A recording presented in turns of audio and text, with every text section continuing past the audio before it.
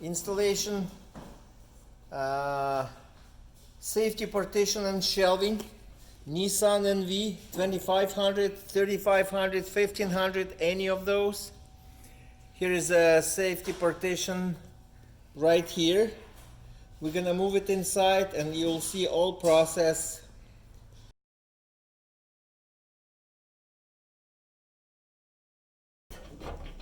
We put all brackets, L bracket on the top to the hole, and the other one to the hole right here.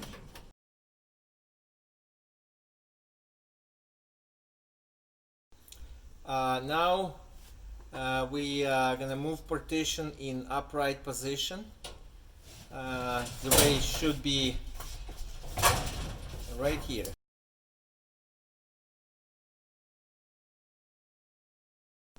Now we match this top bracket with a hole on the partition on the angle. Just to fix the top, we put in bolt and nut over here. It's gonna be safe and secure, and the other side the same thing. The same thing on the other side. Now our top is fixed.